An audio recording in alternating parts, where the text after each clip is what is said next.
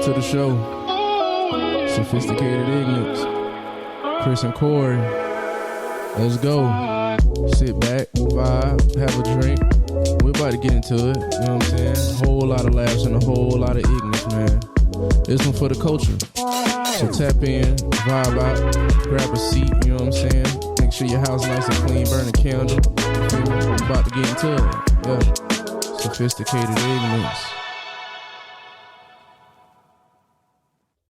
Hey. Welcome back. Yes, sir. Bang, bang, bang. Episode 21 in the building. Needed them shots fired. Yes, sir. Hey. Episode 21. Welcome back to the classroom. Y'all know we kicking content to you each and every Wednesday. I am one half of your ignorant host. I am Chris. Corey Mack. And we are Sophisticated Ignorance. Hey. Yes, sir. I like that thunder. Yeah. Kind of sound good. I like it. I like So, man, how, Mother's Day weekend? Had any plans? What'd you do? How was your weekend? How we usually do. Saturday we went to the Sugar Factory. Sugar Factory. Yeah, I was fucked up off one of them drinks. That's all I wanted to do. What you got? One of the big little goblet bowl. things? I got the bowl. Fish, what they call it? Fish bowl, right? Yeah. Fish things in it. She had one, but hers was weak. But she always. They all weak to me.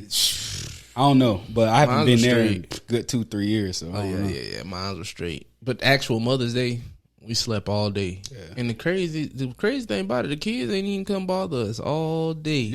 How many still alive, man? All of them, but I was in my drawers all day Sunday, man, boy. Same here, Knocked out. Same here. We was at the beach all week. I enjoyed my vacation. For the first time as an adult, I can actually say I went on vacation. I came back to so many emails, bro.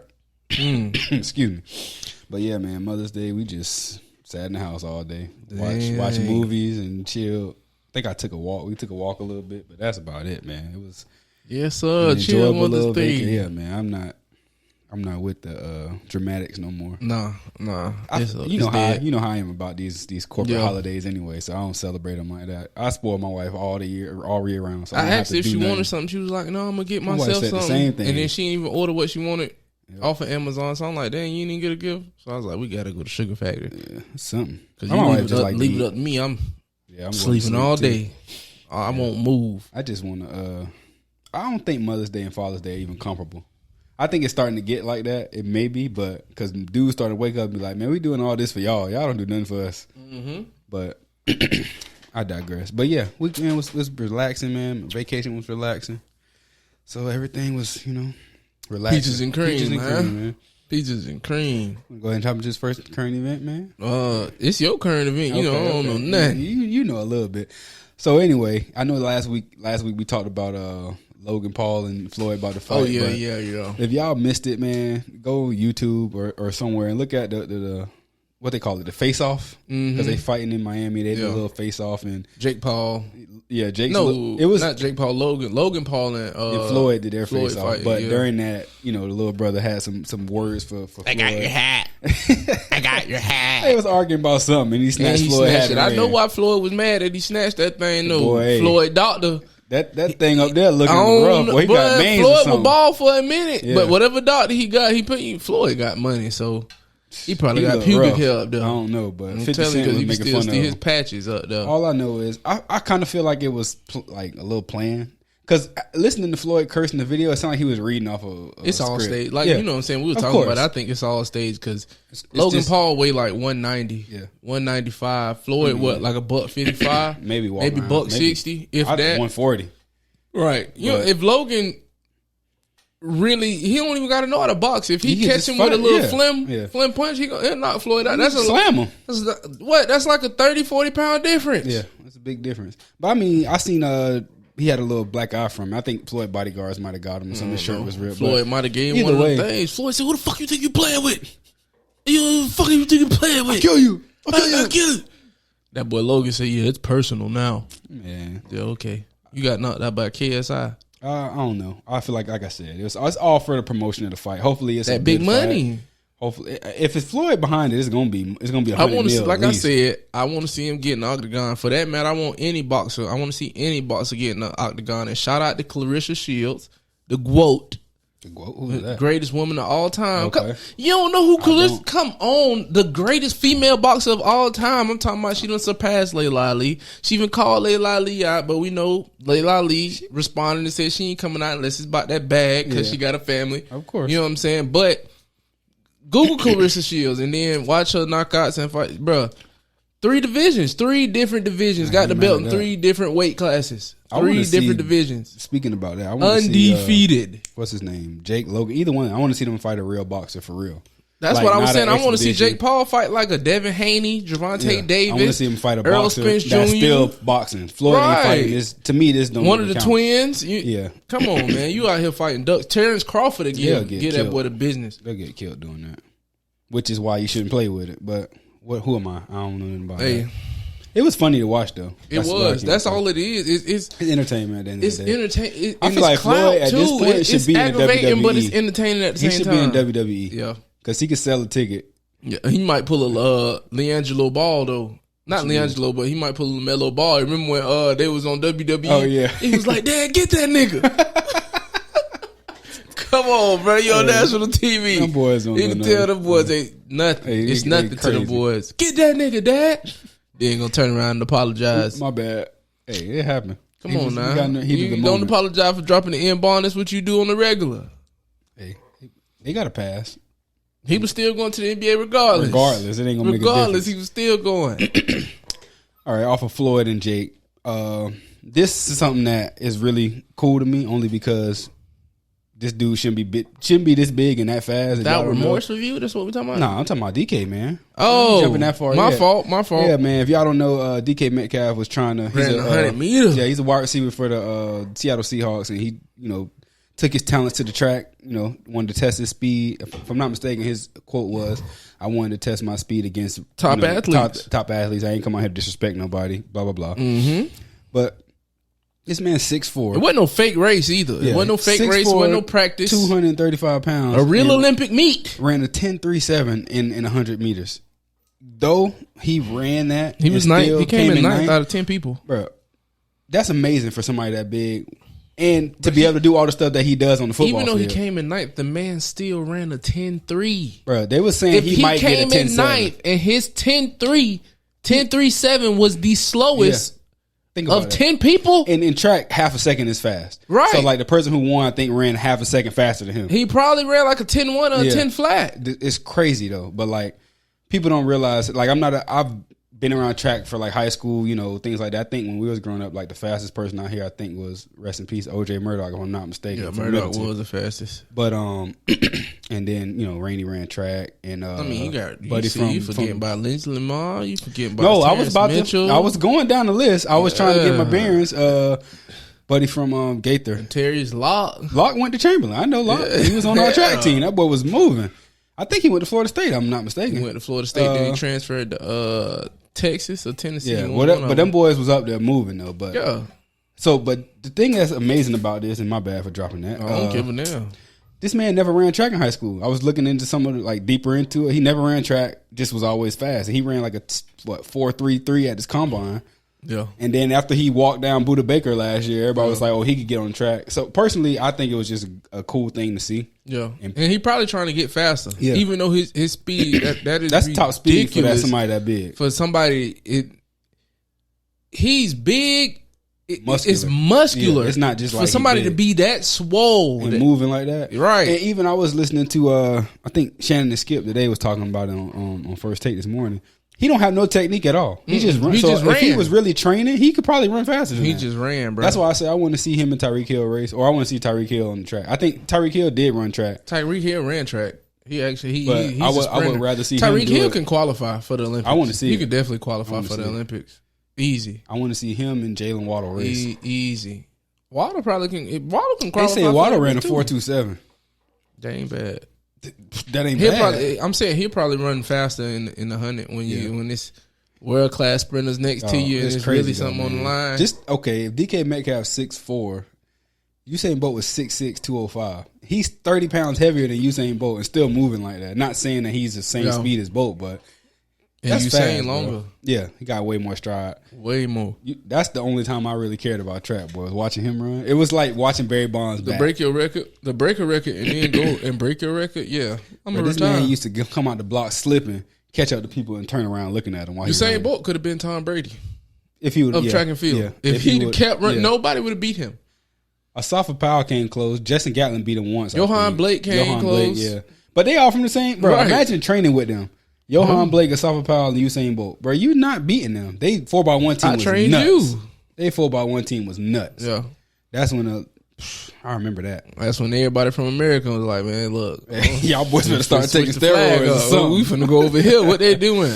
We Type about of to heat start- they running start to in? run marathons or something, man. Because them boys in Jamaica is not playing. They at all. But yeah, man, that was something cool. Hopefully, more NFL players start to do it because everybody think they fast. Shout out until they get on to track. I don't even want to get her name wrong. Who's that? She the fastest female like right now. Shikari Richardson. I think? Woof. She ran She a ran 10.7. 10.7 She was for a female? moving, bro. She left them by like a car length. Oh yeah. And, bro, she was And moving. she long too. Bro, she was moving. She's not even tall. She's And when just she long. came through the finish line, straight mean mugging. Mean Just- mugging. Like, yeah, I boom. knew I was finna burn their ass. Yeah, that was dope. Like, that yeah. was dope. I saw that online. That was dope. Tough. So yeah, that's a little sports for y'all track and field fans out there, or that's the right word? It's a sport, yeah, fans. I don't know why. Why you try track and field? I don't like know it why. I wasn't just a sport? don't. I just had a I don't know. Dang. I'm just saying, everybody use different adjectives and nouns for stuff. So who knows? They might just call it a race. They don't look at it You one of as a them sport. people. Quidditch is not a sport. Bowling is not a sport. Bowling is definitely a sport. It is. If you can get paid to do it, it's a sport. It's a That's my sport. motto, I guess. And it's crazy. And then we can go to the next topic. Okay. But how like the biggest sport or the athletes that I think get, you know what I'm saying, fucked over the most, cheerleaders. Yeah. You can cheerlead in high school and college, and there's nothing for you after that besides NFL and NBA. But they are not getting paid. No. The only nearly people that as much really as get, somebody playing volleyball. Yeah, even Quidditch. volleyball. There's not like a professional. Is there a professional volleyball league? I know that's in the Olympics. Olympics. But that's it though. That's no it. like I mean, professional I think league it is for professional, like overseas. Yeah, probably. You know what I'm saying? But here in the U.S., nah. You would think they would open it up because there's so many more things you could do. At least you can get a scholarship to college for playing volleyball or something like that. Get your school paid for. Even bowling. They got a professional bowling. Like bowling is actually a really good sport. It's hard to do. Like if you get a couple good strikes, man, you know how tired your arm be after one little round of bowling. They even made that one sport scholarship eligible. That frisbee shit. Hey, ultimate frisbee is fire. Bro. I play that shit. That's like playing flag crazy. football on steroids, though. That Bro, junk is fun. these kids got so many different options now to go to college, bro. On sports that wasn't even sports back then. Back when we was growing up. That's crazy. Because it's like, you can't. Eventually, somebody will come up with something different. Yeah. Because everybody not going to be top athlete to play football or basketball. So let's do something different. I saw a clip of they was playing rugby basketball. Like I'm talking about big wrestlers run each other over on the hardwood, and then make it so bad. You know how they have like the lingerie football league? They got a basketball league the same way for lingerie, like women to do lingerie. I hate the fact that everything got to be sexualized when it comes to women sometimes. But that's the only way that's they're what's going to gonna watch sell it. tickets. Guess what? Gonna watch it. Yeah, The WNBA get a lot of money I don't know, man. if they was out there playing in spandex. Some of them, If they was out there playing in them same shorts that them volleyball You right, girls you right, you wore right, in you high right. school, because a lot of more people be watching the WNBA. T. Cooper, that's Bay right Hey, there. listen, That's I Bay. wasn't gonna say nothing. That's Bay. Dwight Howard, shout out I to was you. not gonna say That's nothing. Bay. It was a couple of them that got Candace drafted. that's Parker better was than Bay her, first though. She was. I'm not even gonna say what I Big what I wanna goofy. say, but Big goofy. But it's on you though. who else? Now you got me thinking about WNBA. Maya Moore.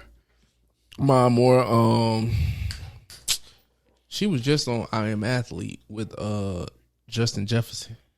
She was on there with Justin Jefferson and I gotta watch DK that Metcalf. I forgot her name though. She a point guard though. Killer. She a killer. There's too. a lot of females that's dope in basketball that I could For real. that could beat dudes. But anyway, real. have you watched Without Remorse yet? Anybody who hasn't watched it? Spoiler alert. That's of course why I you went don't watch to it. TV. That's why I was like, Without Remorse. It's the Michael B. Jordan movie.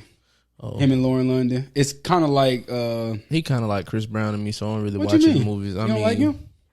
I think the only movie I really liked was Fruit Valley Station. Because he died? That's messed up. No. Black Panther. He did his thing in Black Panther. And Creed. Creed 1 and 2, yeah.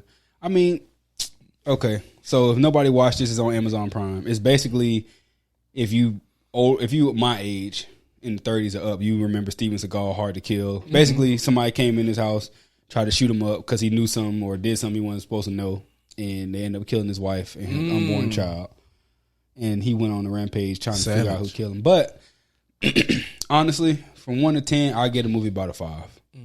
The action scenes was dope, but I'm a storyline person, and they never explained why he started doing it. Like, you can get it because you got eyes, but like, it just seemed like it was just stupid. Kind of like the music video he made. He made a music video? Bro, you ain't see Michael B. Jordan music video? All that money you got and you picked the bummest white girl in the world. No I think I might have saw clips of it, but I ain't never watched it. You know what I'm saying? I don't know. What is he rapping now or singing or something? He had an R&B music video and my boys really getting off. They was on the beach and everything. He dark skinned, so I don't care. Yeah, he won. He ain't know what he can lose. He can't lose. I'm not claiming that. He can't Was lose. it bad though? What? Horrible. Okay. I'm talking about when I see shit like that he did, Ice JJ Fish and all these other people. You put him in that category right there? That's how trash it was. And it make me feel like I could be successful at rapping. He's a legend, bro. I don't care what nobody said. He a legend. I really got bars, dog. For real. Low key. I mean, you heard the intro. I thought you was finna drop a hard 16. I really got bars, dog. And I just be chilling. I be sitting on them. Go ahead and drop them. Listen. $20 for the thing I didn't like about the movie was just the fact that it didn't really explain the plot. Like, I get this family got killed, but they never explained like what the real purpose of these people killing him was for. Like they went and did some mission, and all of a sudden his family died, and then he just mad because he in jail. He like, I'm gonna go kill him because I need to be on this mission. It was kind of like how it was stupid. It'll hit me. Keanu Reeves, the third one. John Wick 3. John Wick. I don't remember the third one, to be real. Yeah, John Wick 3 was just... Yeah, it was just him going around killing people. No, it was some dude...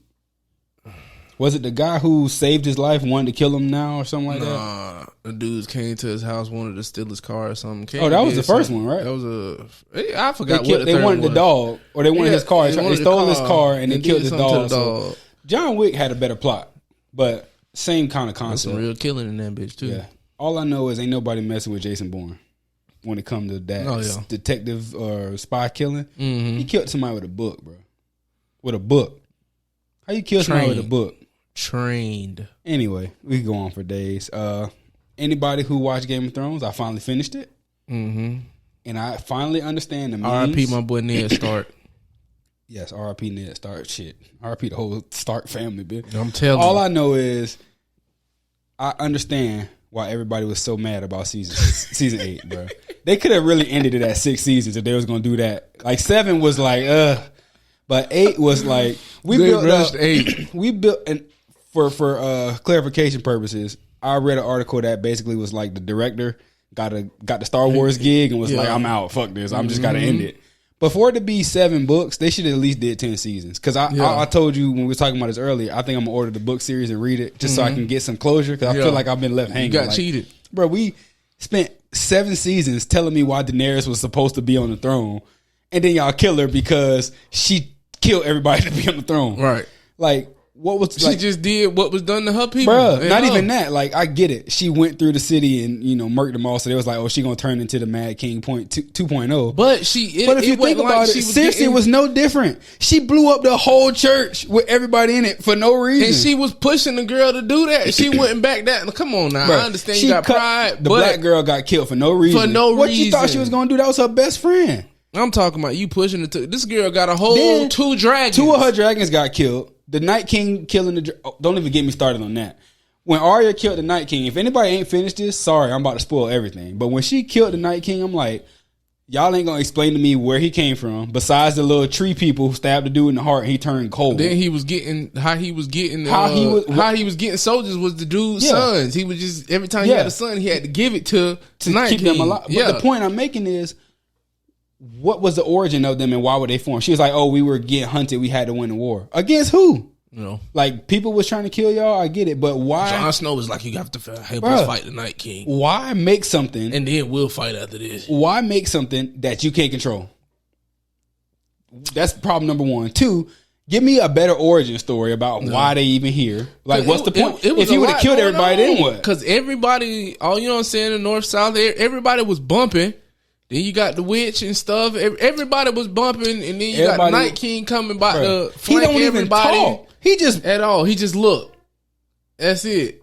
And then all of a sudden, she come out of nowhere, jump over a whole crowd of walkers, and just stab him in the stomach with a dagger. Because it's made of dragon glass. He shattered. Yeah. This man just stood in front of Dragonfire and didn't even break a sweat, and the dagger killed him. Don't act like my dog Arya Stark wasn't over there training to be faceless. Bro, she was a G. Killing shit. She came back and got Walter Frey ass. But when that first scene, I'm like, didn't we just watch this? And I'm like, oh, that's Arya. Mm-hmm. Sure enough. And she green. She ain't green, but she green like her and your boy who what's his name? The dog, what they call him? Robert's son, the bastard? No, the dude who was protecting her. Even the hound. The hound. Yeah, man, she left my dog to die. Left my dog to die. Bruh, but every time he came back and protected her. I was so mad how he died. He died so lame. He pushed his brother out the window. His brother was on that cocaine. Bro, that boy was hard. That powder.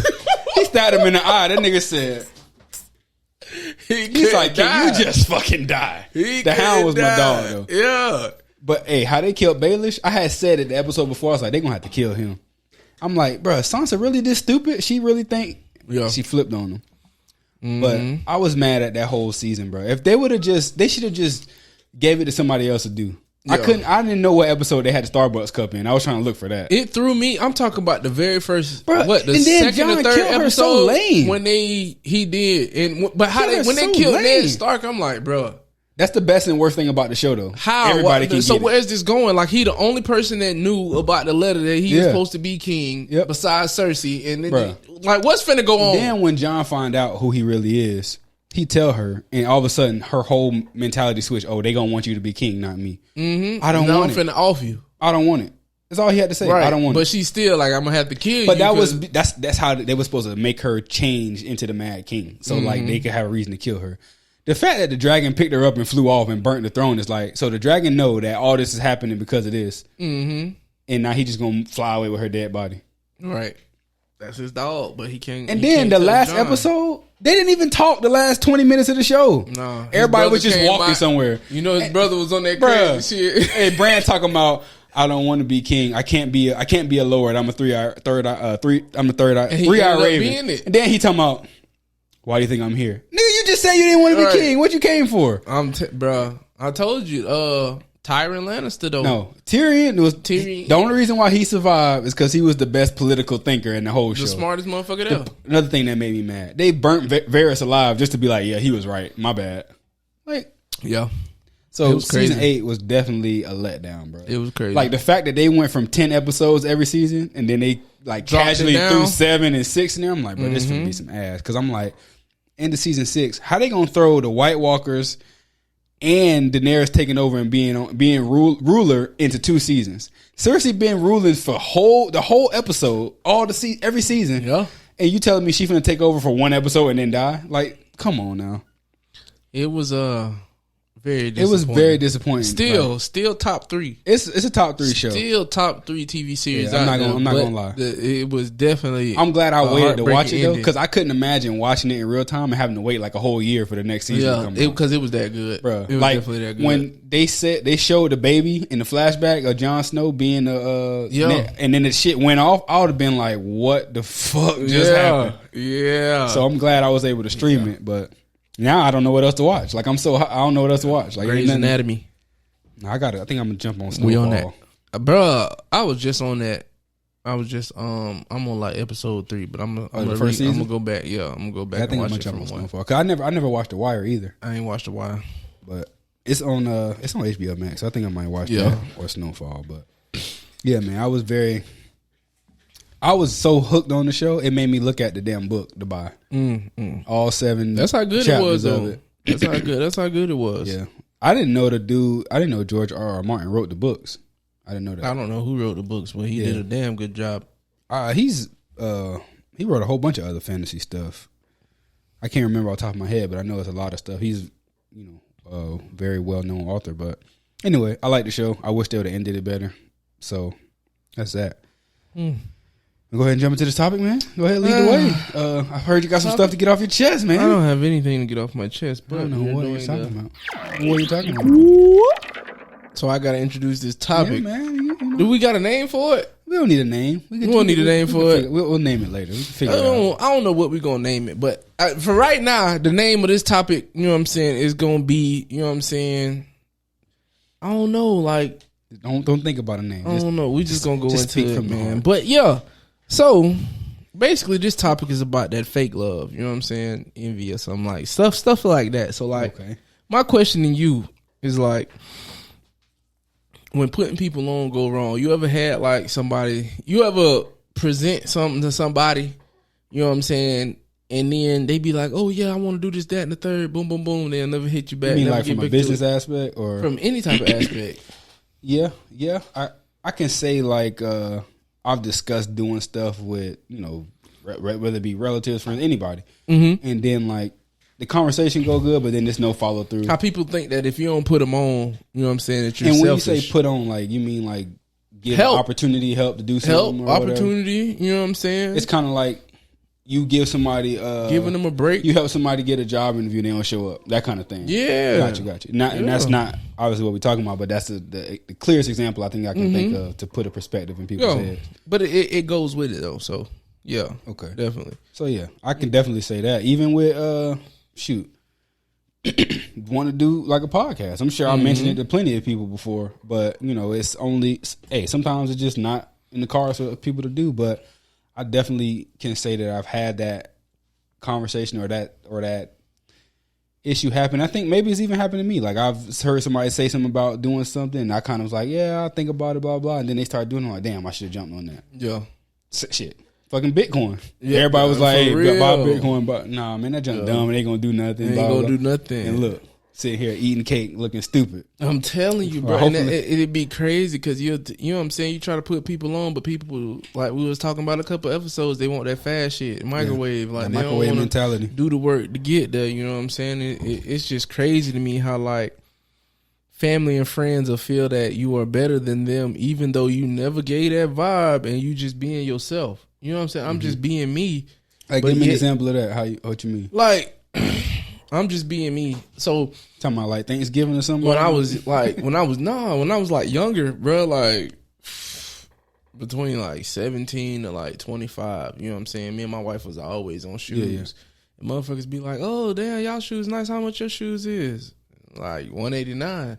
You spending $189 on some shoes? I'm like, I'm working. How you gonna like? Yeah, I can afford $189 shoes. Like if I want to buy them, I want to buy them. Like, oh, you tripping? You this, that, and the third. But like, it's like, bro, how am I tripping? Because I'm getting what I like. Yeah, is it because you can't afford them for yourself? You feel like it's or you feel like I'm doing something to make you like look down on you or something like that. You know like, what I'm saying? Yeah. Like it's just that shit's weird to me. Do you feel like it's worse with family or worse with friends? Family. That's an interesting perspective. I feel like it's worse, you know what I'm saying, with family, because you know what I'm saying, everybody got dreams and aspirations, and I feel like, you know what I'm saying, that fake love breeds envy. Mm-hmm. It breeds hate, spitefulness. Like somebody will see what you got and be like, "Oh, he ain't do this and that to get it." He did, he think he the shit because he did. But they working towards it, but they just ain't there yet. Yeah. You know what I'm saying? You might not be working hard as the next motherfucker. I hate to use this terminology because it's always used in our community, but that crab in the barrel syndrome. That's what it is. It's crab like, in the bucket. Instead of saying, and I think it works both ways because I'm sure there's been plenty of times where somebody will be like, "Oh, how did you attain this? Could you teach me?" And the person will be like, "Nah, this is like, I don't want to reveal this information. I don't want to like give it out because I feel like it took me this long to get it. So I want you to have to work the same way I did it." Even with, this is another example. Like, you ever had and this has happened to me. I had a job interview at an all black company. Now I got a bachelor's degree, a master's degree, all the experience for this particular position. Like, it shouldn't even be a conversation. Yeah. If y'all got this position, listen, I'm already doing it. I'm doing it at this level for a way bigger company, so I know how to do it. I sat down with a black man who owned the company, and like the director who was interviewing me was a female. The dude sat literally across from me like this. I'm talking to the lady. He never said one word. and I'm talking about my, credentials, qualifications, what I do in the field, the same thing I'm doing, literally, like I could close my eyes and do it. Mm-hmm. And he never said not one word. Like my qualifications weren't impressive to him because he had his own company. And I walked out of there feeling like, damn, you would think if a black person seeing somebody else black doing positive stuff, they would want to help them, take a step up. But it's always like we shit on ourselves. Mm-hmm. And it makes no sense to me because every time I've interviewed with a white person, and I don't know why this is like that, same qualifications, they're like, oh, wow, that's impressive, blah, blah. And it's almost like they value what we do more than our own people for some reason. And it's so that's weird. Why we work as, what I'm saying, as black people, period. I ain't going to just say black men, but as black educated people, period. That's why we work so hard. It ain't only to get acceptance of respect from whites. It's to get it from our culture too. Because we already got the stigma. We're not educated. We lazy. But then when we get the people who, but we know how we do each other. And I'm not saying we. Yes. It's a generic but we know how black people do black people. And why is that like that? Even with supporting black business, we'll be like, oh no, we need a discount, this and that. But you ain't gonna ask Target. You ain't gonna ask Gucci, Fendi, LV, YSL, and Walmart. What's the thing? It was a meme that like when you have all the success, you got all the friends. Yeah. All the, the stadium full. But when you're trying to get there, you by yourself. And it's almost a true thing because don't nobody want to grind. It's like everybody want instant gratification. I get it. Shit. And life is tired. They want somebody else to do it for them. So they want you want to sit there and watch me grind. And when I get there, you want to ask me to put you on. It's almost like I heard T-Mac say this one time. He was talking. I don't know if it was like a doc or interview, ESPN. I don't remember where I saw it. But he was, getting ready to go into the NBA, and he got his first check, and he gave his uncle, I think he said $150,000. He was like, "Don't ever ask me for nothing else in your life." Straight up, like that's a lot of money, and this is probably back in the '90s. That was a lot of money then. So I gave you $150K. Don't ask me for nothing. Ain't nothing you can ask me for ever, like ever again. I don't care if you blow it right now. You know. Mm-hmm. But it's almost as like you were saying, like your family is almost more of they feel threatened by you more than people who you don't even know, because you could have a great business idea, pitch it to like 10 friends, and everybody like, oh, I don't got this and that, or I don't know, it's too risky, blah, blah. But then meet somebody who you don't know, and they're like, that sounds good, let's do it. And it worked. And then everybody like, oh man, why you ain't tell me? Motherfuckers outside your family, motherfuckers outside your circle are believing you more than the motherfuckers that you hold close to you, bro. Yeah. Swear to God. I swear to God, that shit crazy. It's weird that it's like that, but the best analogy for it is, crabs in the barrel. It's like almost it's like what'd you say before? It was a couple episodes back now. It was like it's a competition, but it ain't a competition. Yeah. And that's just like to me, that's a hidden motivation. Like we drive each other to do better. But it don't mean I don't want to see you do good. It don't mean I don't want to see you win. If either one of us got an idea that we think like, damn, that shit might actually work, let's put our resources together and try to do it, or vice versa. Like, but if it come down to us, you know what I'm saying, being for that, if we go apply for the same job and it come down to us too, it's kill to be killed. Yeah. At the end of the day, you my dog. I love you. Want this job, but I still got to feed my family just like you got to feed yours. But at the same time, it's not that if you get it, if I get it. If you get it, I'm pretty sure you gonna help me look for another job. Bruh, I had an interview over here, but I don't need it. I'm gonna throw you. You feel me? It should be that way. That's what it should. But it's like if you win, it's like, damn man, he ain't do this and that. He could have just sat back and let me do this and get this because he already this, that, and the third. We all got counting pockets. Black people love to count pockets. Count other people's pockets. Right? They like to say they don't be all in their motherfucking business, but they count pockets, bro. It's like you were saying, you buy what you want. If I work for it, I should be able to buy it. Granted, it might not always be the smartest buy, but shit. Bruh, I think about this. I did this one time. I was driving. I was bored, so I was just thinking, bro. How many days a year you work for somebody else? If you have a job, and we all know people got jobs, some people do their own business, whatever the case may be. How many days out of the year? I say 325 out of 365. You might have 40 days to yourself, right? And that's not including the holidays that the jobs close. That's just weekends. Mm-hmm.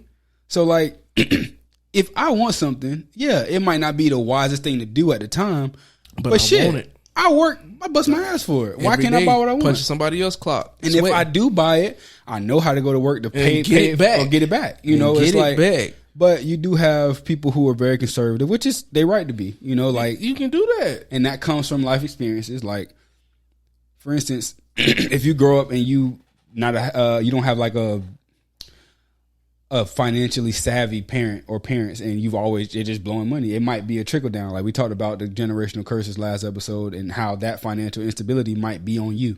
Mm-hmm. So it's like you don't know how to manage your money, so you blowing money all the time. And if a person's like, "Yo, I'm noticing this and that," you might want to try to do this. That's different than me going to work and I want a $180 pair of shoes. I obviously got to work for it, so if I have to save up to get it, that's what I got to do. But that's what I chose to do. Mm-hmm. So it's not like, oh, you shouldn't do this because I wouldn't do it. My fucking business. It was like some years ago. My sister-in-law, her ex-husband was like, me and my wife, we used to go out to eat all the time. I don't care who cooked. We don't care who cooked, what you cook, nothing. We just like to go out to eat. That's what that was our thing. You feel me? So we go out to eat. We come in the house with gyros, and he was like, "Damn, I wish I can go out to eat and have pizza and have gyros every night." And I was gonna let it go. And I was like, "What?" Like, bro, gyros like $20. What are you doing, like, bro? Yeah. Like, it's $20, but not even that. But he wasn't working. Like that what I got to do with me? You feel me? Like if you needed help finding a job, just say, "Hey, what qualifications you need for your job?" But that's the thing. He wasn't trying to work. He was waiting on the FEMA check or whatever. This was when I think. Oh, that oil spill shit. Yeah, I'm like, bro. And that's the thing. Like motherfuckers be out here waiting on the handout, but get mad at you because you ain't out here waiting out the handout. You getting your shit out the mud. Like you really out here blood, sweat, and tears getting your shit. And that don't mean that you got to have your own business to get out the mud. If you punch a clock and you good at it, do what you got to do. Like ain't nobody gonna be mad at you for paying your bills. I don't care what you're doing. Like if you paying your bills, then my thing is I always tell people who have that mindset or about what I should do. I always ask them how much is my rent or my mortgage. If you can't answer that, whatever you got to say don't mean shit to me. It don't at all mean nothing, because I'm the only person who clicks send on it every month. Right. So other than that, the only person who can say anything about my spending is my wife. That's the only person. Because at the end of the day, if I do something too bad, she gonna have to deal with it. So obviously I owe that responsibility to her. But like, I've never been that. Like that's why I'm a horrible salesman. If you don't want it, oh well, bitch, I don't care. I don't care. I don't care at all. That's why I'm a horrible salesman, bro. I could never do be a salesman either because I'm just like I'm not gonna force you to buy nothing. And it's crazy that I'm like that because I done lost a lot of, I guess, so-called friendships over that shit. And friends, like when I started my trucking company, bro, like a lot of people was hitting me up. Let me work for you. Let me do this. It's only 2 people that I let work for me, bro. 2 people. And that was my dog D Money and my dog Sergio Jones. Them the only 2 people that I let work for me because I trusted them because I knew they'll take care of my shit how I wanted. They'll do what I asked them to do. No questions. I remember when you started it. The first thing I asked you was, "How did you do it?" And you sent me the books you read. That's all I asked. I sent you the book. I sent notes and everything. Motherfuckers calling me like, "Hey, put me on, bro. Let me work for you." And I'm like, "Bro, do you look, have a CDL? Do you? It ain't even that. Motherfuckers was hitting me up like, "Hey, I'm getting my CDL. I got my CDL. Put me on." And I'm like, "Look, bro, I won't put you on, but I'll show you how I got it. Yeah, you can get your own. Put you on, but I'll show you. Right, I'm not gonna let you work for me. Yeah. Why work for me when you can do this yourself? Exactly. You know what I'm saying? I'm finna literally walk you through step. I still got the notes in my phone to this day that I still send people. You know what I'm saying? When they ask me, "Hey, how you did the truck company? How you manage this, did this, and the third?" I send it to them like, "Bro, I'm not gonna let you work for me. You know what I'm saying? Do this for yourself. You know what I'm saying? Because at the end of the day, it's easy to work for somebody when it's already set up. You know what I'm saying? It's the fear of. I saw a quote. I'm trying to remember where I saw it. It might have been Twitter, strolling, Instagram. It was like, I forget who said it, but it was like this: people who are scared, who are people who are scared to take risk or something in that nature. Fail just as much as people who take risks. Because you already fail if you're scared to do it. But I'm gonna do it, and I might fail, but at least I tried. You failed before the ball even got rolling. So it's like you got to have that mindset of you can do it yourself. Like obviously, I'm not a pilot. I can't just go fly a plane. But if I wanted to be a pilot, I would have to go to school. I can. It's doable. It's nothing. Like I used to want to be air traffic controller. I just gotta want to put my mind to it. Just gotta it's nothing. You can't have like that. Oh, this shit ain't gonna work because of this. You can't be scared to lose money. If you finna go out here, you already living paycheck to paycheck. Scared money don't make money. You making little to no money, but you going out here buying Gucci belt, them fuck ass Gucci slides and all this shit. Then you can't be scared to lose $10K in the business because you can't be scared to put up $10K for a business. You feel me? Like I think it just don't make sense because, like you said earlier, it's that instant gratification. Like if I put $5,000 into starting this LLC and it don't go if I don't get the money back the same in a month, you're gonna get more. For me, you're gonna get more respect from me for putting money down on the business or starting a business than you would if I see you in some Balmains or some weak ass Alexander McQueen shoes. You feel me? You're gonna get way more respect. My wife from and me I had this little conversation all the time. That. Where we like, where do you go? How do you go from, I don't know if I want to spend $10, $20 on this shirt to $1,000 shirt? Like, at what point do you realize you can buy $1,000 shirt and don't care? And I was telling that. I don't think I could do it. I was telling that, and I think she like because she'd be like, "Oh, if you had the money to get $1,000 shirt, you would get." I don't think I would. I wouldn't do it. $1,000 shirt. I'm already mad when I buy Levi's for $60. Real. And I'm sitting here debating on if I want to wash them and take them to the cleaners because I don't want to fuck them up. Exactly. Because I spent $60. I don't care if I'm getting it free. That's different. Right. But if I put my money on it, I'm not spending $1,000 on the t-shirt. But you know how many times before I got comfortable financially, you know how many times like I would spend money or go to the mall, see something I want and be like, damn, if I buy this, is my wife going to turn around and ask me for $120 to do something? Or is she going to be like, hey, I want to randomly buy the kids clothes because I don't like to tell my wife no. Yeah. So whatever she asks for, I try to do it regardless. I'm going to get it regardless. And my wife do the same thing. Like, you could tell me no. It's like, that make me feel some kind of way. Right. Just made me put a bad taste in my mouth. And then I'm like, nah, we're going to get it. Whatever I got to do, don't worry about it. I'll figure it out. If I got to go to work a little earlier, hey, I got to pick up an extra shift. Exactly. It is what it is. But I can't, bro, I can't do it. But that thing right there, like that, just the will to do it, why do you think it makes people envious of you? Like, not even of you personally, but just like in general, because again, crabs in the barrel mentality. Eventually, I think it evolves into a personal thing because you doing something that it ain't that they can't do it. Mm-hmm. They don't have what you have to get it done. Like, you know what I'm saying? People are built different, dog. Like, I'm gonna do like you said a couple episodes ago, we were 2 anomalies. Yeah. Even when JJ was here, we were 3 anomalies. Like, bro, we just gonna at the end of the day, like our real deals die for this shit. Yeah, like, bro, I'm not playing. It's crazy because, like, we were talking about Mother's Day a little earlier and Father's Day. Like, you can't get rewarded for not doing your job. So, like, you can't get mad if somebody don't praise you on quote unquote Father's Day if you're not doing your fatherly duty. Like, yeah, you buy diapers and wipes every once in a while, but when the last time you checked your kid homework? Yeah. Like stuff like that, people don't really think of. Like, I was talking to my wife before we started recording, and I was like, we can't rely on the school to teach our kid because life does get in the way. You got to work to try to provide this foundation. At the same time, you got to make sure your kid isn't out here being a dummy because you can't defend yourself if you don't have no knowledge. And I don't know how we even got on the topic, but we was talking about, like, you know, when it comes to like possibly going to certain churches or teaching her about, you know, her whole religion thing. What happens if she don't know something and she gets influenced by somebody who thinks they know something and then she don't know where to go? That's bro. And like we said last episode, parenting, that's hard as hell. It's hard. And it's a choice though. Because you still trying to juggle life. You still trying to stay, you know what I'm saying, on your track and be accomplished. You dealing with family members, friends who envious of you, hating on you and shit. It ain't like you can't notice that a motherfucker hating on you or that a motherfucker jealous of you. They start moving because they start moving different and they start to say shit differently. Like what they say, you know what I'm saying, the phrases, the words they use are different. You know what I'm saying? They tone. Do you feel like it's because they feel stagnant, or these people feel like they can't get a leg up, or they just in the same spot and everything else around them moving? I remember it was a time when my wife was like, you do feel like you, or you do think you better than them and this, that, and the third. So I'm going to clarify some shit. It ain't that I feel better. You know what I'm saying? It ain't that I feel like I'm better than motherfuckers. Keep that, don't, like we said, bro, don't sugarcoat nothing with me. Keep that shit blunt. I'm going to keep that shit blunt as fuck. I know I'm better than a lot of motherfuckers. That's hard for people to accept, though, when you tell them just straight up. I'm going to keep it real. I know I'm better than a lot of motherfuckers. And bitch, rightfully so, because I worked that hard to be better than the next motherfucker. And I don't think that's an arrogant thing. Yeah, I'm not arrogant at all. It's a mindset. It's because, like I said this a couple episodes too. Like, we all a couple checks away from being on the corner, broke, asking for money. So like, we know that stuff can be taken like this, but that don't mean that I didn't work hard to get it. That don't mean I ain't supposed to enjoy the fruits of my labor. That don't mean I'm not supposed to bask in the ambience. You feel me? Whatever this feeling is.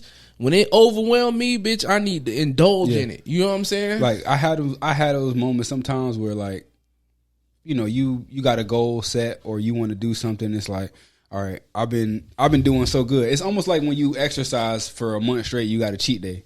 That's how I look at it. Yeah. Like I ain't bought my wife nothing. I ain't just splurged and let her go do something. Fuck it. Let's just go to Disney Springs and go walk. Let's take our kids. Just do something fun randomly. Like we just said, you probably get 40 days a year to yourself. Yeah. You got to enjoy them. You got to. Because if you take it, I saw the perfect quote online one time. Somebody was like, why y'all take life so serious? You're not going to make it out alive. Mm-hmm. So, like, yeah, you have your serious moments too. But if you don't enjoy it at some point, your head going to pop. You got to. You're going to go crazy. You got to. That brings me to another question, though. Do you think there's like a time period or like a stopping point for trying to give somebody that extra boost of courage or not courage, but extra boost of quote unquote help when you clearly see somebody don't want to help themselves out of a situation? Like you can hit the person. It's a good time for to cut them off. Exactly. Like you get a person who complaining every day about their job or complaining about their situation, but does nothing to change it. At the end of the day, what kind of advice can you give somebody like that? When it's taken away from your home, you know what I'm saying? Whether it's financially, mentally, physically, when it's taken away from your home or what you got going on in your life and what you're trying to accomplish, it's time to cut that shit off. Because shit, if Jesus can't make you see it, I can't make you see it. I gotta cut you off. You feel me? If he can't make you see it, I can't make you see it. And obviously you stuck in your ways. You know what I'm saying? Obviously you really ain't seeking your blessing. Yeah. You know what I'm saying? You really ain't 10 toes down. You really don't want what you say you want as bad as you want it. Because if you want it as bad as you want it, ain't nothing gonna stop you. Nothing gonna stop you from getting it. Ain't nothing you can tell me that's gonna stop me from getting it. Everybody want to be rich and famous till they see how much work you got to put into it. And that's what I like to work because I ain't got shit to prove to nobody. Yeah. I got something to prove to myself. Exactly. You know what I'm saying? Am I gonna quit on me? My whole thing is I need to bruh, think about this. And to me, this is how I put it in perspective sometimes. When I go to career day for my kids' school, are they going to be like excited for me to talk about what I do? Granted, what I do is not the most exciting thing in the world, but it serves a purpose and it pays my bills. But at the same time, if I want to give my daughter the independence of a thought, like she can do something on her own, I don't want to just be like, oh, I've been doing this for 30 years. That's it.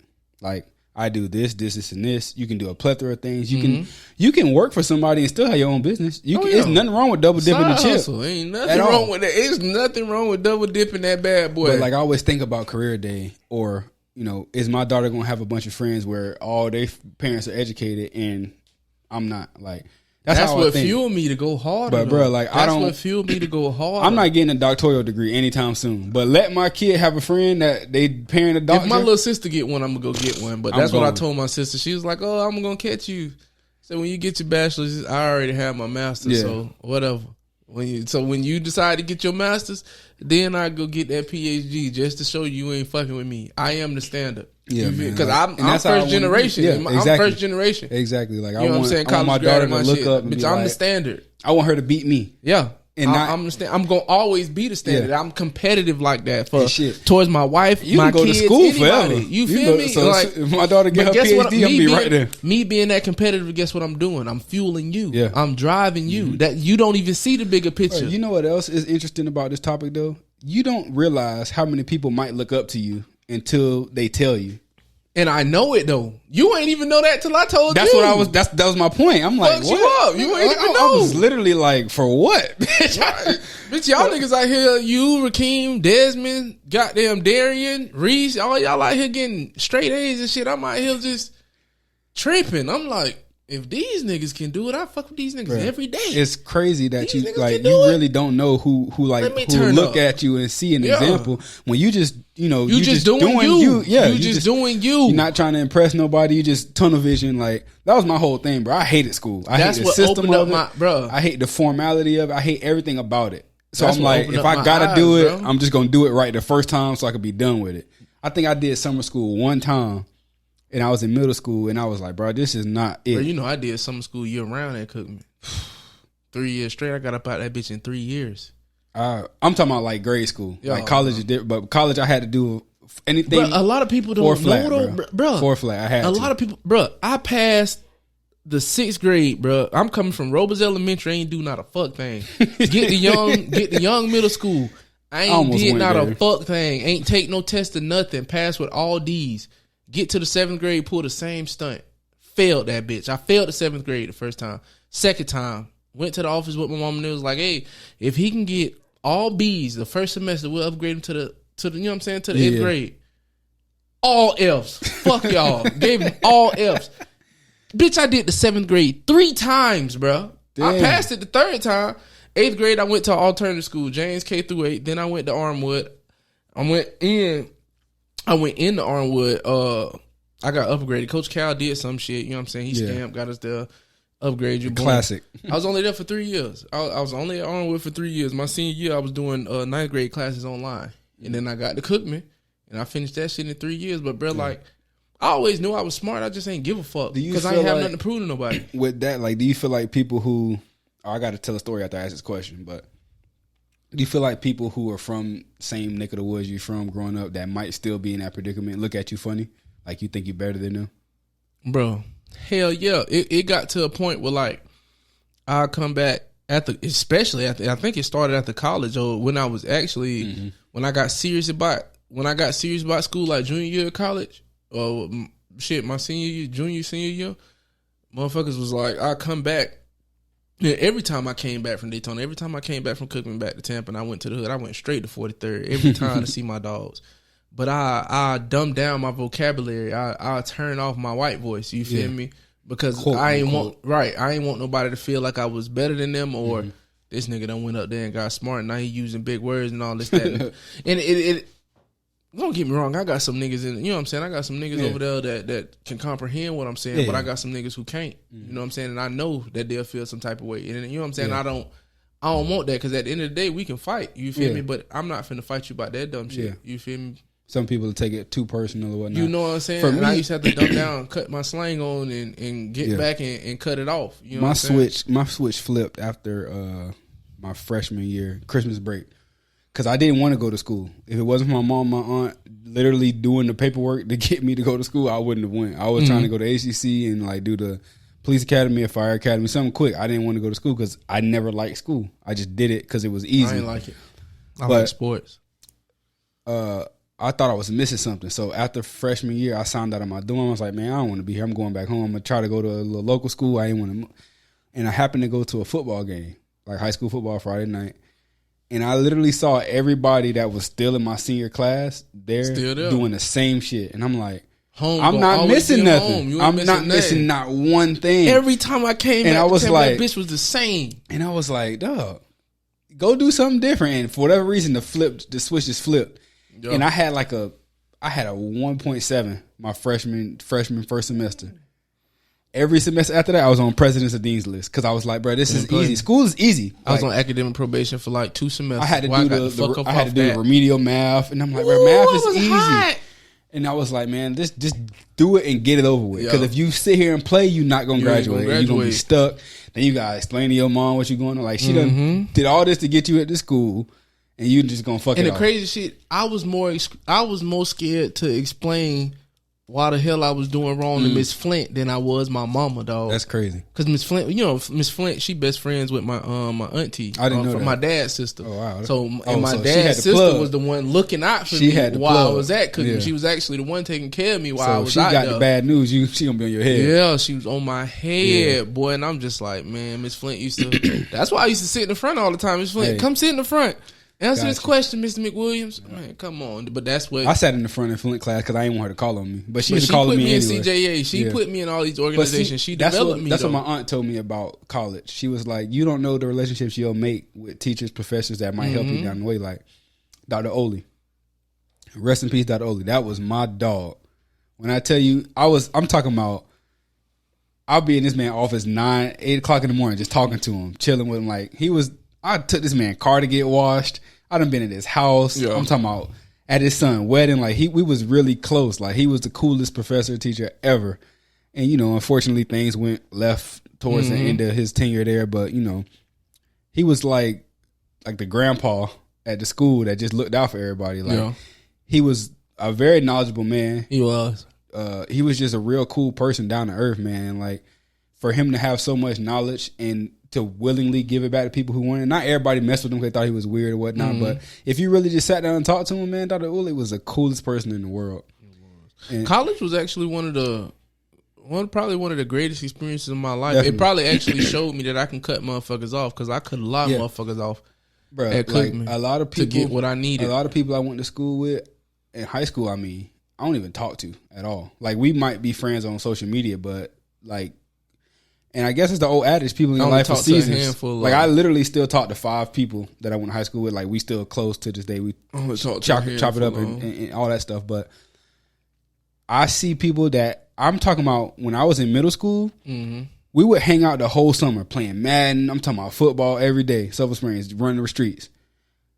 See them still to this day walking the same streets when I'm driving. I'm like, damn. Like, everybody's situation different. This is not looking down on nobody at all. If you comfortable where you are, you comfortable where you are. I know some real ones. I know some real ones. If you drove past the place you grew up and you can see the same people there, do you feel like you made it out, or the person got stuck? Like, not to compare and contrast people, because everybody goes to different stuff. Everybody's situation different. You said it though. I made it out and that motherfucker got stuck. But what if they wanted to stay though? Because everybody's expectations are different. Guess what? If you wanted to stay, you got complacent. You're right. So because you got stuck. Complacency is still. Back to the first or a point of this, like, when a person see you in that light, do you feel like they think you better than them? Because that happens, and I think it's just naturally judgmental. Because don't nobody grow up and want to stay in the hood. Nobody want to sell dope. Nobody grow up and be like, when I grow up, I'm finna buy an apartment in Nucio and live out my life in Nucio. Don't nobody grow up and want that shit. You feel me? It's just weird because I don't say anything when I see these people, because I don't know how they'll react to me. I know I feel like I'm still the same person. Like, we could chill, we could go to the court, play basketball, we could play game, whatever the case may be. But I just feel like, or maybe I'm assuming that this person gonna look sideways at me. Oh, you think you better than me because you in the car, or you got a wife, or you blah blah blah. There's some motherfuckers that hit me up and be like, "Hey, let's chill," and I buck on their ass. You feel me? Because it's just, I know, okay, we cool and shit, but we not that cool for me to come chill with you. Like, it's just, my circle different. I'm different. You know what I'm saying? My goals, my views different. I can tell by your Instagram, what you post on Facebook, Instagram, and how you move, that you ain't where I'm at. You know what I'm saying? So that's really, the tough me part, fucking though. with you, I can't do it. Like, distancing yourself from those type of individuals who aren't. And I think we might have mentioned this last episode, like, and we did, but it was more a tone of like, you know, I think I brought up the friend Yelp thing, and you know, they were saying we got to communicate more because we quote unquote go ghost on people. That was in a funny manner. This is, I think, more serious because, like I said just a few minutes ago, people in your life can be seasons, but sometimes you got to cut it off before it even gets to that point. Because it's just like, if you when you first met your wife, before you knew you wanted to propose to her, if you was out running the streets doing dumb shit, you really think you ready to be a husband? Like, you know, you had a friend who always trying to get you some shit. Like, let's go to the strip club, let's go, you know, chasing females here and there, doing this, or, you know, just doing stupid stuff that you used to do when you was in high school, and you like, damn, I really still want to do this? Like, do I want to just, you know, better myself? And sometimes that's the hardest thing to break. Yeah. That is, but you also got to know your friends. You know what I'm saying? You I'm talking about, you got to know them to their core. You get what I'm saying? Because some motherfuckers, that's just them. But he ain't gonna never put you in a position to jeopardize what the fuck you got. If they respect you, right? Or they respect the person you with. If they do, if a situation arises, you got to remember, at the end of the day, you're a grown ass man. You got to make your own decision. So you can't blame the decision you made on that motherfucker, because you a grown ass man. You know your best friend. You know your dog. At the end of the day, it's still your decision to go left or go right. You know what I'm saying? So you can't use your goddamn friend as a scapegoat. Oh, you know how so and so is. You know, that's the easy thing. That's the easy way out. You feel me? Nah. I mean, you know your friend. So at the end of the day, you know what I'm saying? When you got to cut people off, you got to cut people off. Because at the end of the day, I'm not finna sit here and tell my kids they got to do this, that, and the third, and I ain't doing it. I'm going to cut a bitch off. At the end of the day, if a motherfucker get mad, bitch, you gay. But you mad because I don't want to fuck with you? Nigga, fuck you. It's what it is, bro. What you mad for? Yeah, like, it just. I mean, sometimes it's a hard pill to swallow. It is. You know what I'm saying? It's life. Like you said, sometimes I get ghost on motherfuckers. Sometimes I get ghost. If I get ghost on you, I still fuck with you. Yeah. If I get ghost, no contact at all. I think I'm that's talking about my thing. text message pop up red and I don't answer back. I'm ghost on your ass. Oh my goodness. Because motherfuckers can text and I don't answer, but you call and I pick. You know what I'm saying? Yeah. You know how I am. I'm just different, bro. I be grinding, bro, and I just got in the lab. You know what I'm saying? I got visions for myself and shit, and I'll be trying to really like focus down on some shit. So yeah, speaking of visions, man, this ain't got nothing to do with what we talking about, but it kind of does. Like I got one more thing to check off on my vision board. What's up? What you got? That's the house. Oh yeah, the house. That's my next goal. So you solid, man. That's the last thing. It's I'm funny trying though. to buy another house. It's funny and use how that motherfucker as, you know what I'm saying, an income property. It's funny how manifestation work. Like speaking stuff power into the of the universe, tongue, it boy, really works, bro. Like, when you speak it, you speak your blessings into the universe. When you speak your visually, blessings into the universe, God throw that little. Yeah, he throw the little. What pebble. happened on Power Rangers when the motherfucker made that putty and then put that bitch in the oven? It came out like cookies and they just popped up. You already spoke it. God just getting that motherfucker ready for you. It's a crazy thing though, because I never, speaking to people influencing you, I saw Netta and Ferg do one, and I was like, I'm gonna do it too. Vision board. Oh, a vision board. Yeah. So I was like, you know what, I'm gonna do it.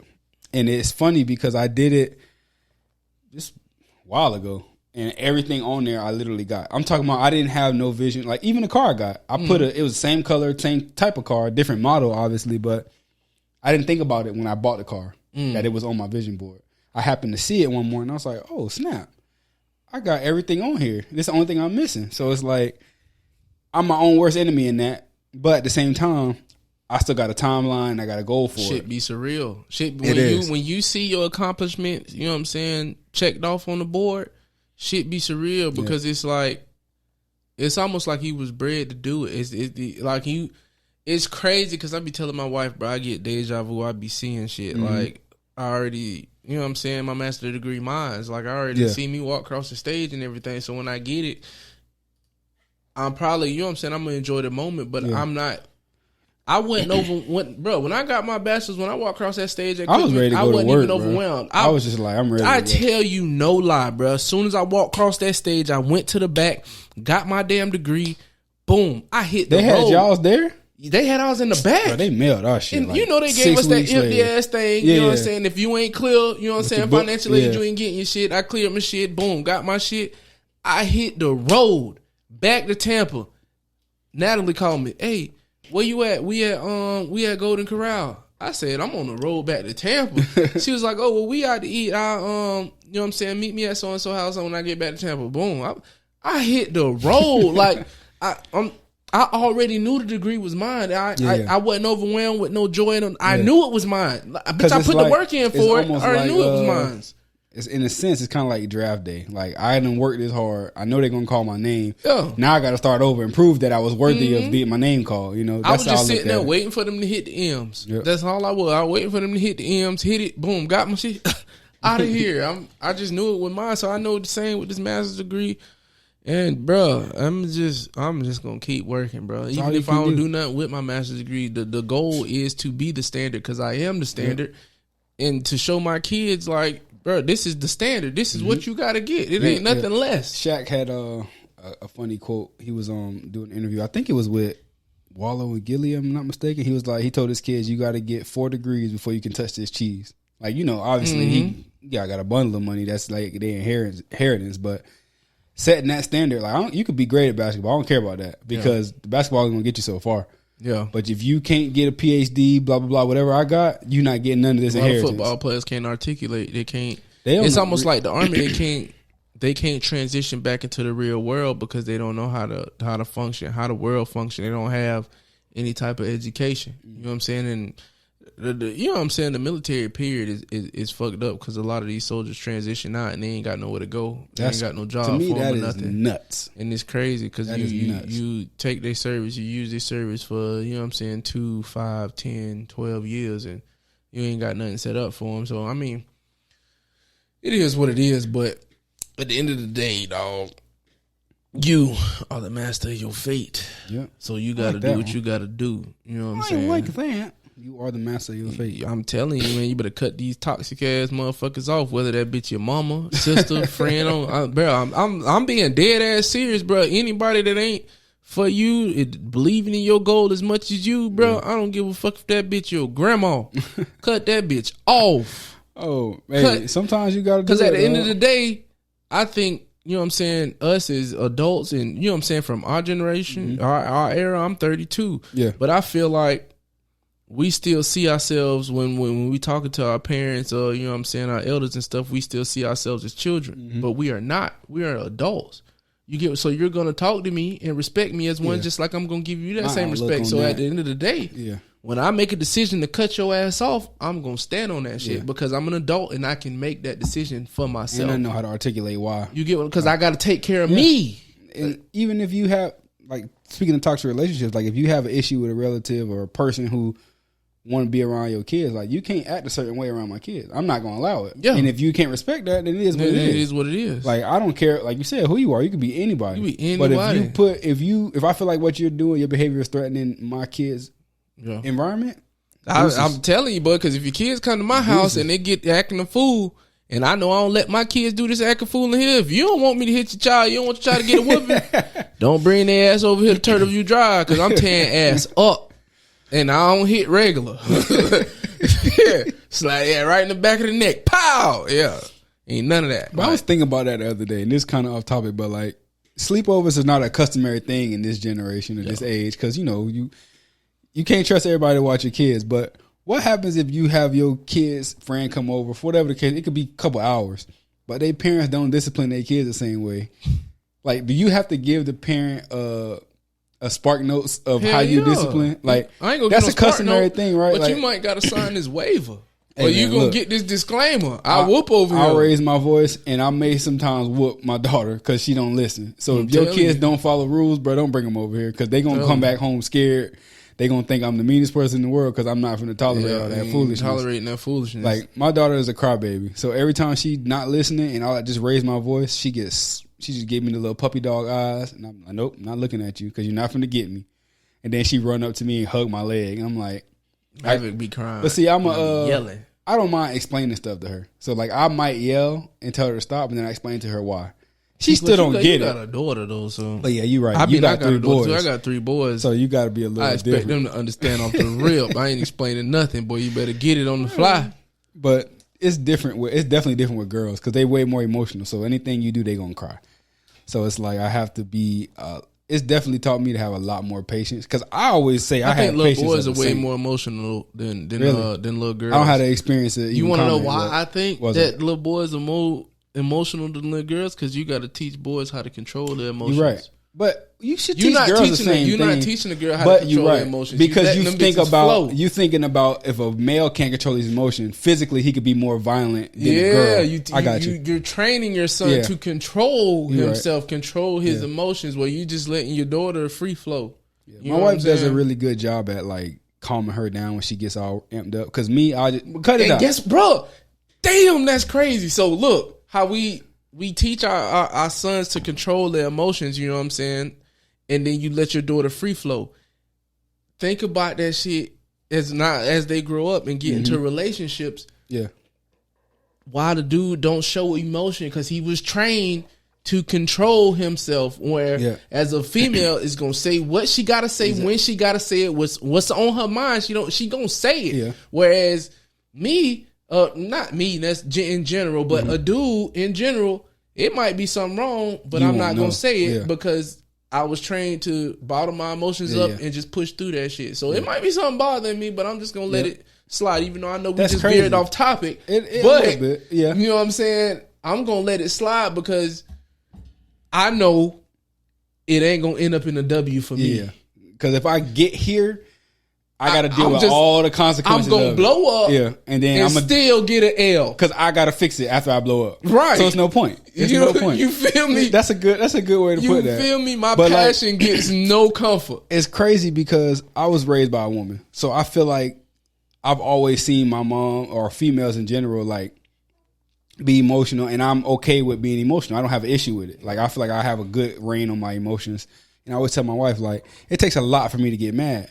Because me getting mad is too much. It takes too much energy for me to get mad. Like, it takes a lot. I'm talking about a lot. Like, somebody literally got to put their hands on me or do something to me for me to even get mad. It don't take me. it's hard for me to be. I'm getting there, but it's hard for me to be emotional with my spouse. But with other people, I give you credit. I give you credit though, because that's it takes a lot to admit that. Like, I don't give a fuck. For other people, I'm dead ass. And I'm not asshole. talking about like the mean emotions. I'm talking about the good feelings. Ones. Yeah. You feel me? Those I'm cool with. Like the vulnerability. I'm very open with being vulnerable with my spouse, just because I don't know if it's because how my mom was, or it was just because I am. Because my mom was like the fucking. She was the dragon, just breathing fire on everybody. So I had to always calm her down. Mm-hmm. So like I'm good at de-escalating, at least myself anyway. I feel like I am, but like my wife's like a little chihuahua. And it's not a Hispanic joke because she's Hispanic, but it's funny because she just short and always yelling for whatever reason. So it's funny to call her a little chihuahua. But like, even when we get into it and she get mad about something, I laugh because her mad voice is so funny to me. So she get mad because I laugh, and I'm like, I'm not gonna get mad. I just can't do it. It's just whatever. I don't even take your madness serious to the point where I'm gonna get mad. That's but I always tell her like. She's done things to get me mad, and she's been like, after we come down from, we'll have a conversation, she's like, I'd never seen you like that before, but I was like, I don't get mad because once my top blow, it's gone. But that's the most embarrassing thing in a relationship. I know we off topic, but whatever. The most embarrassing thing in a relationship is to be in an argument and y'all both blow y'all top, and then once that shit de-escalate, both parties come back and have to apologize. Or y'all have to come back and, you know what I'm saying? It is, but y'all have to come back and have sex, and you like, bitch, this bitch just blew my roof off, bitch. But bitch, I just want to hold this motherfucker. Like, bitch, you just feel weird. Like, what the fuck going on? That's the whole point of the conversation, dog. That's where makeup sex come from. But it'd be weird because it'd be like, bro, I'd be like, what? And I'm open with saying this, like, me and my wife been through marriage counseling, premarital and during marriage. Like, I'm a firm believer in therapy. I think it works. I've been through it personally, like just therapy for myself, and I believe conversation and communicating work. So like, we come to a point now where if we really get mad at each other and we start arguing, we just start laughing in the middle of the argument, and then we realize how stupid it is, and then it's done. So like, it's almost funny because I used to like sit there and listen to her like scream. And then I would just bust out laughing. It would just make her madder, and she'll walk away. And then she'll come back crying. And I'm like, oh my God, now I got to be the bigger person. So it's like, I don't get any enjoyment out of an argument because I always got to be the bigger person. So me getting mad is pointless. So I just never do it. I mean, get mad in a relationship, period. If you the dude, like you just said, you always going to take an L. Always take the L. There's nothing you can do yelling at your spouse that's going to make you win. Now, if she do some dumb stupid, I'm talking about some off the wall stupid shit. That's different. That's 1% chance. Yeah, it's a 1% chance. But any other argument, more than likely you're gonna lose. You're gonna lose. So it's really no point. But it's just funny how like relationship dynamics work that way. Back to the whole point of how we raise our kids and stuff. Like, if you don't teach your daughter how to control her emotions, not even to control them, to understand them, she gonna be a train wreck. It's the same thing with dudes though, because I think with little boys we teach them how to control them, but we don't teach them how to understand their emotions. They don't understand. That's why I explain what things. Love is, and how, you know what I'm saying, that overwhelming. You know what I'm saying. They don't understand what that awkwardness when you feel awkward, you like the butterfly weird feeling. Like you know what I'm saying. You need to do shit. Us as a black culture, or us as parents, need to do a better job as teaching kids what emotions are, how to deal with them, you know what I'm saying? And that's why, like I was saying, my wife do a good job when they may arise, at calming my daughter down. Like, she'll get mad and throw a little temper tantrum, and she'll, let's just go take a time out. And then she'll, why are you upset? Bro, I got that Samuel L. Jackson look, boy. You seen me. You talking about the Kill Bill look? What? The meme? I look. That's what it's. I seen a meme like that. Get back right. It was like 75% of your dad as a job is just looking at your kids, just looking at them, and they'll be quiet. Like, it's so funny because I developed it too, and like I'll hit her with a little side eye, and she'll just look at me, and then she'll just back up slow and go play. I'll just look at them, cause she like, but they know, man. Like at a certain age, they know what they ain't supposed to be doing. They try to be sneaky. Like, I give my daughter a bath, I tell her not to drink the water. She do it anyway, start choking. So I just look, and I'm like, didn't I tell you not to drink the water? And then she look up at me like. Bro, that had me thinking about a joke, dog. My best friend D. Wash, bro. My little brother Callie. That man used to be outside playing in the dirt. Man used to be so dirty when he got in the tub. He used to be in the Darius came to the house one day, and I was bathing Callie, and the water was dirty, but Jit was in there drinking the water. And we get to school the next day and we ride each other. He say, bitch, your dirty ass little brother drinking that dirty ass bath water. I say, this bitch here dirty. Man, that's messed up. That's off limits, and I'm in my head. You want to fight? I'm wanting to fight, but I'm dying laughing because my little brother was drinking that bit, boy. Listen, boy, you killed me with that one, boy. Yeah, man. I think this little segment kind of can go into our next episode if we ever do it. The topic we had. Oh yeah. I think it'll fit in there really talk well. To JJ about that shit, but we'll get it done. Yeah. But for me, for this topic, man, is don't be scared to cut nobody off, no matter who it is. If they ain't speaking positivity into your life, if they ain't on your level or higher, bro, you need to cut their ass off, man. If you ain't around people talking about certain stuff, you know what we mean when we say talk about certain stuff. Yeah, if ain't nobody trying to elevate or do nothing different to change their predicament, but they constantly complaining and if a motherfucker ain't trying to find no way out of working at McDonald's, man, cut that motherfucker off. You feel me? If ain't you straight with men, if they straight with men, cut their ass off, bro. Like, there's nothing wrong with wanting better for yourself. And sometimes to do that, you gotta, shed that weight. You have to, dog. If a motherfucker sitting here done been at a fast food restaurant, any fucking place that they ain't and making decent, nothing wrong with that. At least making less than decent money. If they ain't trying to get up out of that, man, cut their ass off. Because, like you said, I don't know anybody who's wanted to be in the same predicament. Willingly. Nobody. Nobody wants to be at the bottom all the time, and not even being the bottom meaning like you're less than somebody. But if you know your situation is not permitting you to do what you want to do in life, you got to change it. You got to. Home gonna always be home. Yeah. You got to change it. Only thing that's gonna change is the motherfucker that was there might not be there. Only thing that's gonna change is the rent. The rent gonna go up. That's about it. Home gonna always be home, bro. Get up out of there, man. Make better for yourself. That way, when it's time for you to, bring in responsibility into this life, you be able to take care of it and afford that responsibility, the best opportunity in life that, you could possibly give them at the end of the day. That's all that really matters, Understand that people gonna hate you. The people closest to you gonna hate you, more than the motherfucker who don't know you. It just is what it is, Either you gonna accept that or you not, what they say, you fuck these motherfuckers with a long handle spoon. Yeah, you feed them how they feed you. You feel me? Yeah. And at the end of the day, what's for you is for you. So if a motherfucker don't see your vision, don't understand your vision, it don't matter because it's between you and yourself. Yeah. You know what I'm saying? That's all that matter. Your affirmations are the only affirmations that matter. Don't nobody else shit matter. Old adage, what you eat don't make me shit. You feel me? It don't at all, man. Do you get the way you gotta go? Because when you get to the top of the mountain, guess who's gonna be coming running at your feet trying to get on? No, I tried to help you back then, when we was 2-3 miles away from the end. You want it, and you ain't want it. So or they just ain't see the vision or didn't believe in you.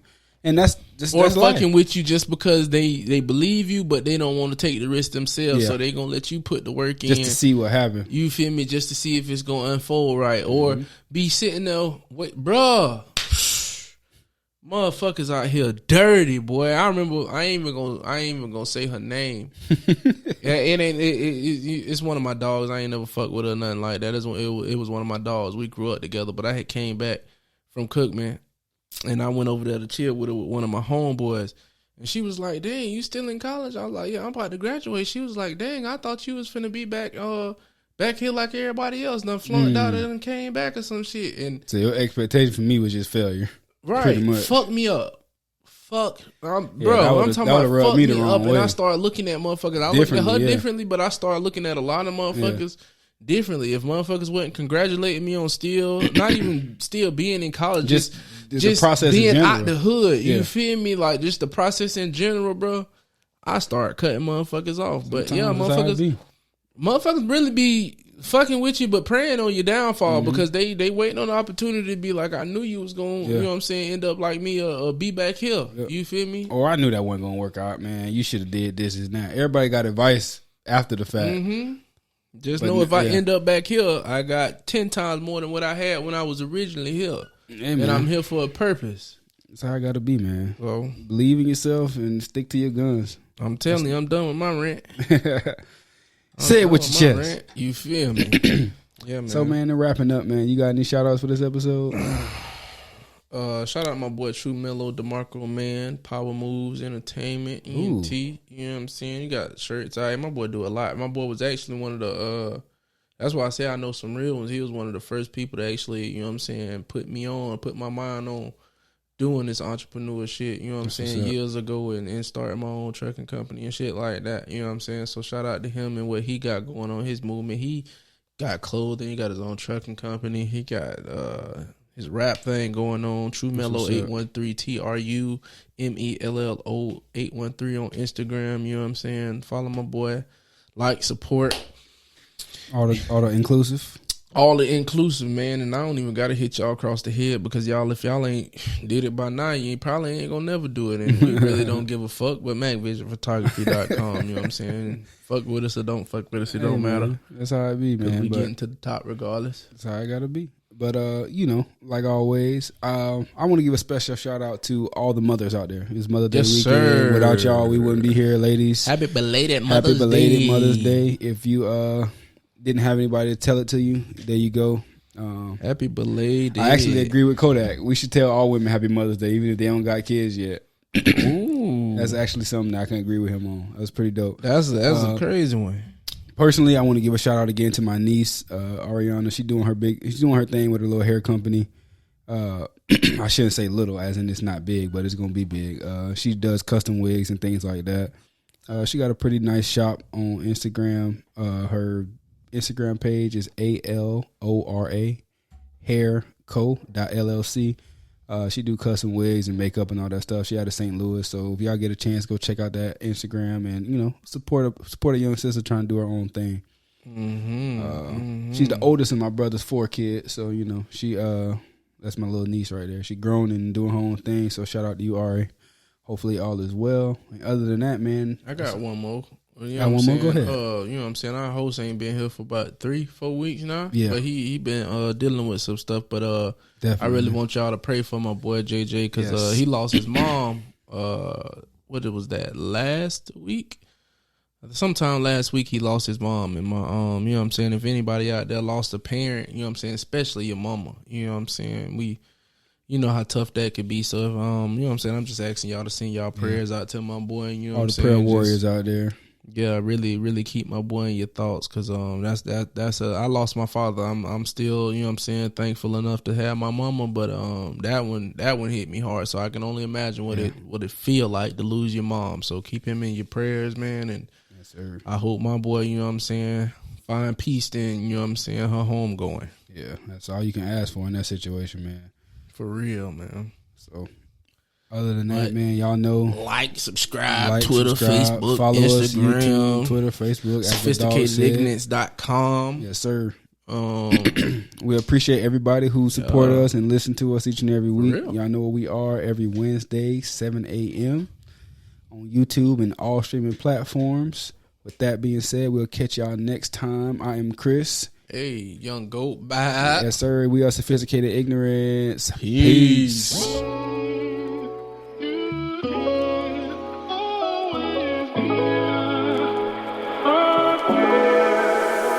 Bye.